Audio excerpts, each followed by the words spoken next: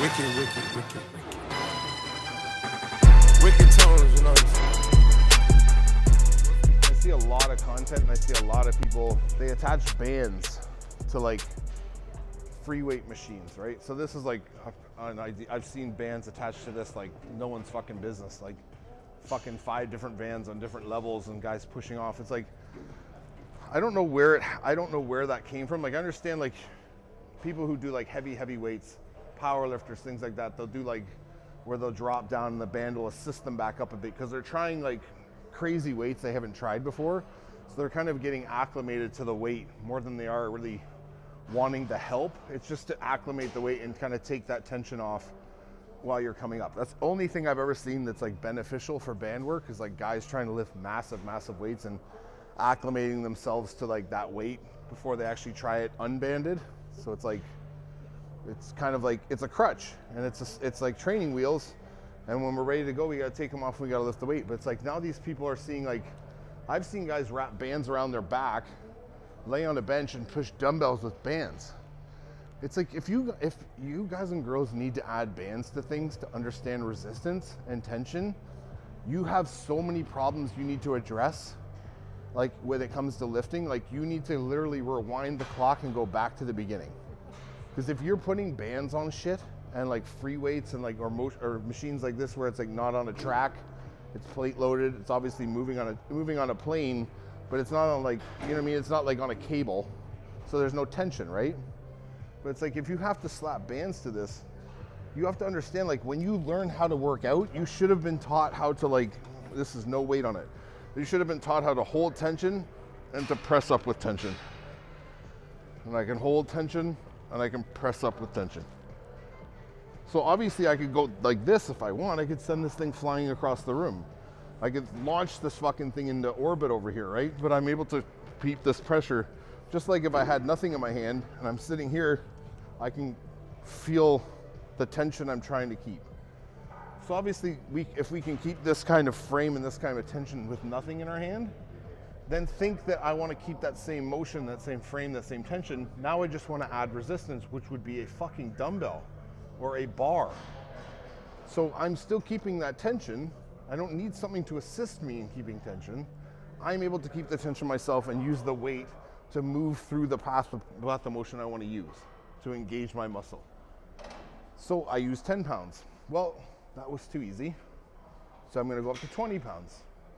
That was too easy. Okay, that's really too easy. I'm going to go up to 60 pounds, 50 pounds. Okay, now it's getting harder for me to keep that framework, but I'm still doing that, keeping that tension myself and now pressing in that motion with a weight. So the weight is the added resistance. Why are you adding a band? To create more resistance. Up the fucking weight. And if it's too heavy, go down. Don't like do, oh, I did 50 pounds with 20-pound bands attached to it. Okay, then control 70s and do the 70s properly. Or these guys who I see, they fucking put like 3 different bands on the fucking hack squat and they go down with 8, 7, 8, 6, 8, whatever plates, and the fucking thing recoils them off the bottom. So it's like stretching, gets to the bottom and it pops, gives them a little pop. Why don't you just understand the tension you need to maintain on a hack squat that heavy and sit down with it and drive out of it and let that natural inertia or ability to jump out of the bottom or generate power from your feet bring you up? Like, just to acclimate to more weight so that you can say, oh, I did 8 plates aside banded. It's like, okay, so you're constantly used to a crutch pulling you out of the bottom or someone assisting you. So what happens when those bands go away? And you've only been used to holding resistance and keeping tension with bands assisting you.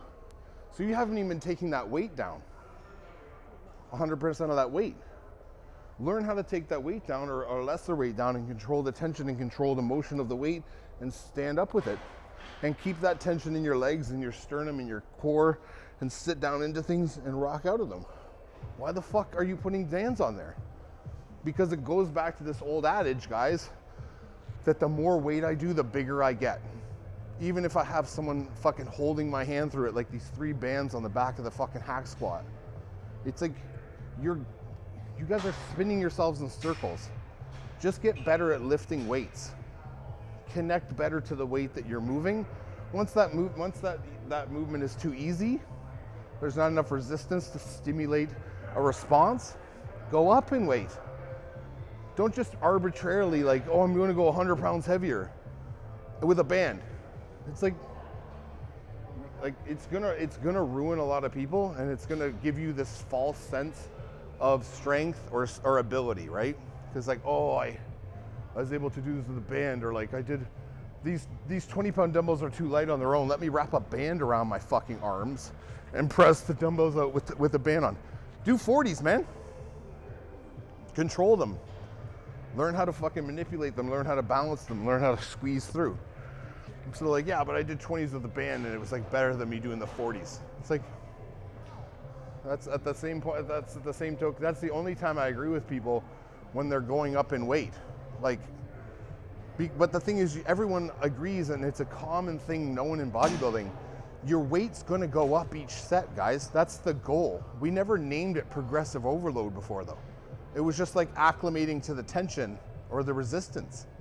It just had to go up because, oh, like fucking 2 plates is too light. I'm gonna throw a quarter on there. No, I'm feeling good with a quarter. Let's throw a fucking 10 on there. Let's throw another 25 on there. Let's see how that goes. And then we understand, we get to this level where it's like, it's not moving the way it should, and you back off. That was your top set.